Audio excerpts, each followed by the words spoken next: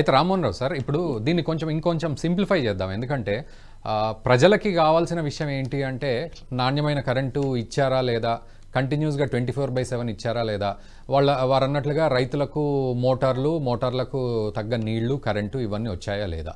అయితే ఇది ఒకవైపు అంటే బీఆర్ఎస్ సర్కారు ఇదైతే మేము గొప్పగా చెప్పుకుంటున్నాం. బట్ ఇంటర్నల్గా వారు అన్నట్లుగా కూడా మరి ఈ అప్పు ఎవరు తీరుస్తారు అనే విషయానికి వస్తే కాంగ్రెస్ ప్రభుత్వం ఇప్పుడు దాన్ని క్వశ్చన్ చేస్తోంది. బట్ ప్రజల యాంగిల్లో కూడా కొంత దీన్ని సింప్లిఫై చేయండి సార్ రామ్మోహన్ రావు గారు. సో ఎలా అర్థం చేసుకోవాలి, ఏం జరిగింది అసలు, అండ్ మీరు కూడా పైలట్ ప్రాజెక్టు దాంట్లో ఉన్నారు, దానికి సంబంధించి వ్యవహారం అంతా తెలుసు కాబట్టి కొంత సింప్లిఫైడ్గా దీన్ని అర్థం చేయించండి సార్.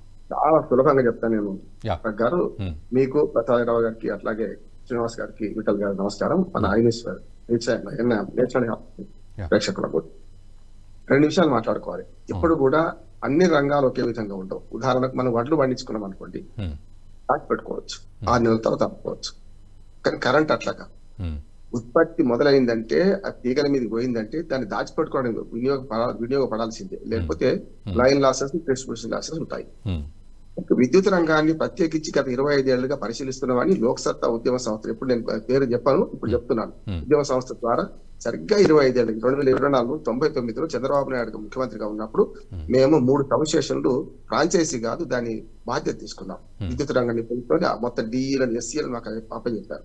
అప్పుడు చెంచల్ కూడా, మీరు ఓల్డ్ సిటీ వర్షం మాట్లాడి, చెంచల్ కూడా నేను మొత్తం ఒక 2 రోజులు పూర్తిగా దాని చుట్టూ దిగాను.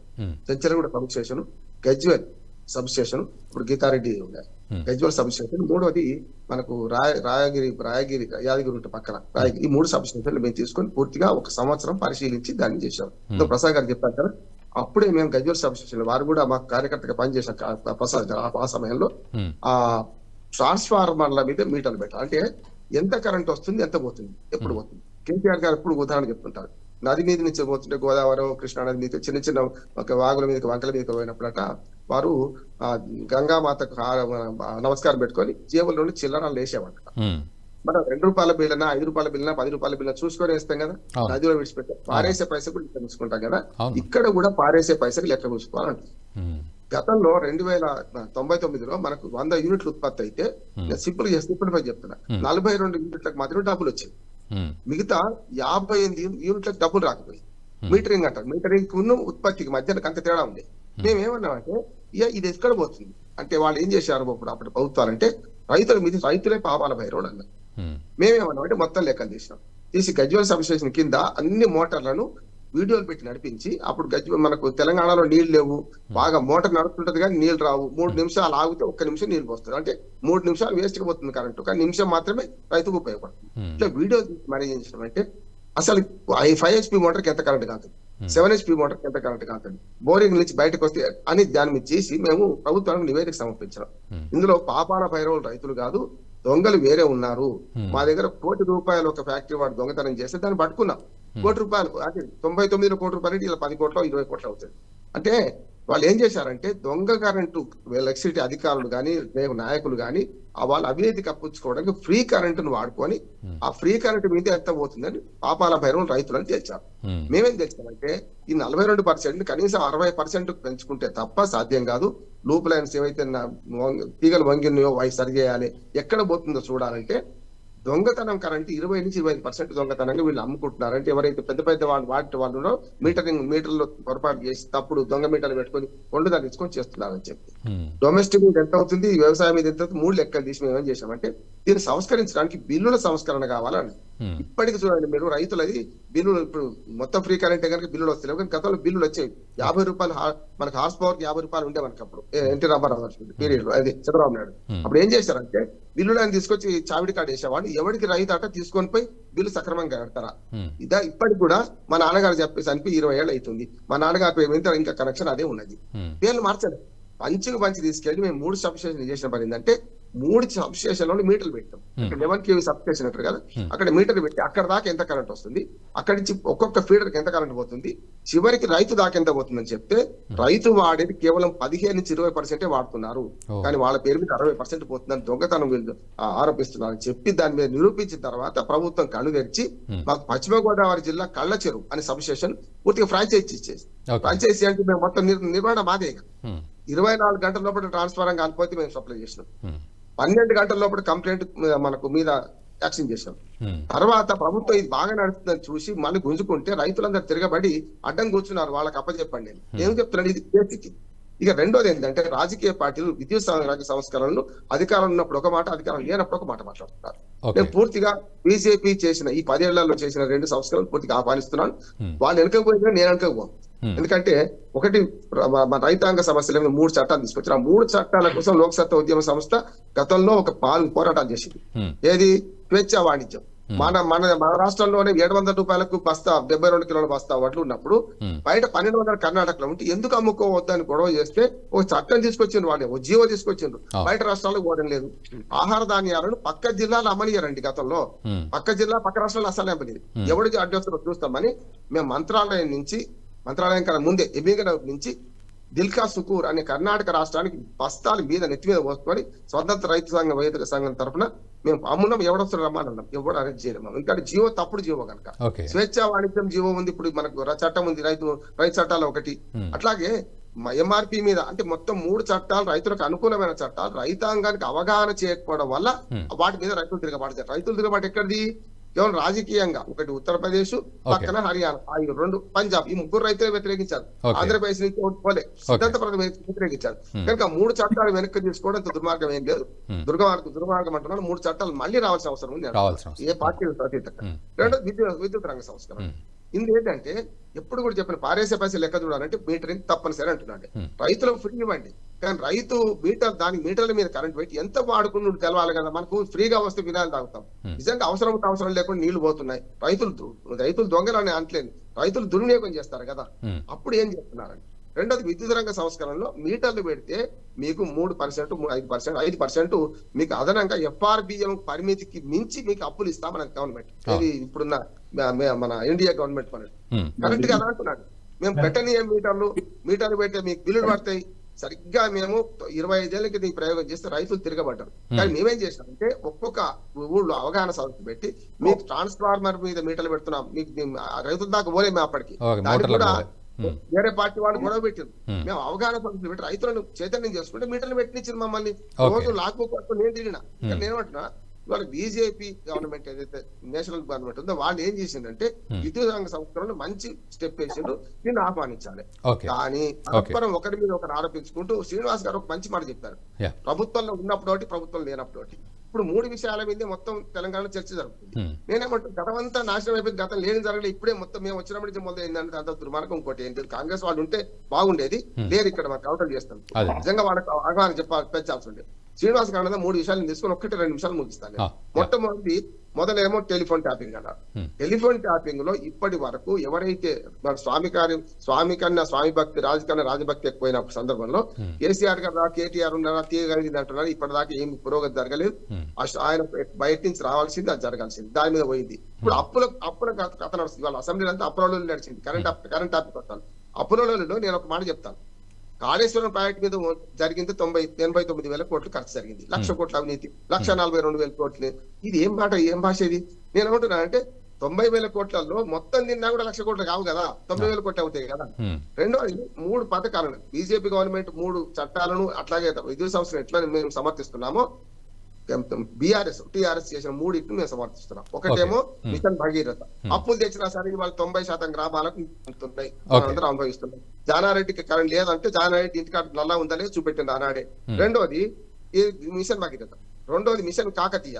అవును, అవినీతి లేకుండా ఏది జరగదు, అవినీతిని కొంచెం పక్కన పెడదాం, అది మంచిది అంటున్నాను. మూడోది కాళేశ్వరం. అవినీతి జరిగింది కానీ కాళేశ్వరం ప్రాజెక్ట్ వల్ల కాళేశ్వరం మేడిగడ్డను చూపించి ఆ కుంగిపోయిన 2 పిల్లలను చూపించకండి.